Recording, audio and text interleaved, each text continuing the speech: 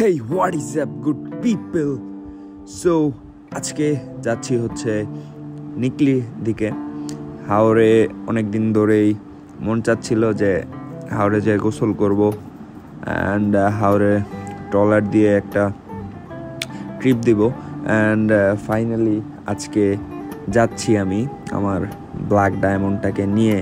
And এখানে already আমি নিকলির কাছাকাছি চলে আসছি। হাওরের কিছুটা ভাইব দেখা যাচ্ছে আশেপাশে, হাওরের পানি এখানে রাস্তার পাশে দেখা যাচ্ছে অ্যান্ড যাচ্ছি অ্যান্ড রাস্তার পাশেই হাওরের পানি চলে আসছে অ্যান্ড এইখানে আমি প্রায় নিকলি এরিয়াতে পৌঁছে গেছি অ্যান্ড দেখতে পাচ্ছেন ডান পাশে একদম পুরো এরিয়া জুড়ে জাস্ট হাওরের পানি অ্যান্ড অনেকগুলো হাঁস দেখা যাইতেছে অ্যান্ড যাচ্ছি জাস্ট সামনে যে আমরা আজকে তো আমি একা যাচ্ছি, জাস্ট মন চাইছে অ্যান্ড বের হয়ে পড়ছি অ্যান্ড হাওরে যে দেখি একটা ট্রলার ভাড়া করব ওইখানে অ্যান্ড ছাতির চর ওইদিকে যাব, যে গোসল করব অ্যান্ড দেন বাড়িতে ব্যাক করব।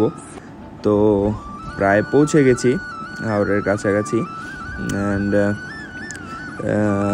আকাশটা অনেক নীল লাগতেছিল অ্যান্ড পানির কালারটাও সেই সাথে নীল দেখাচ্ছিল, অনেক সুন্দর লাগতেছিল আসলে।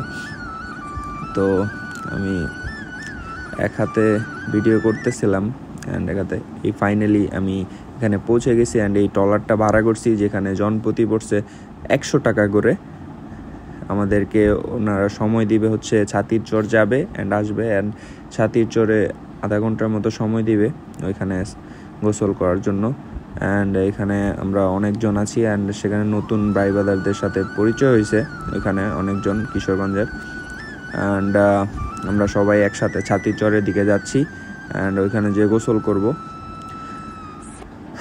অ্যান্ড অনেক ভালো লাগতেছিল।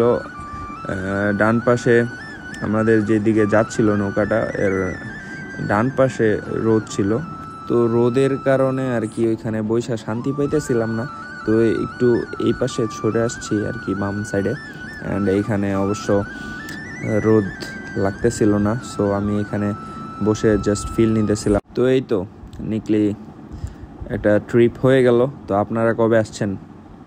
দেখা হচ্ছে নেক্সট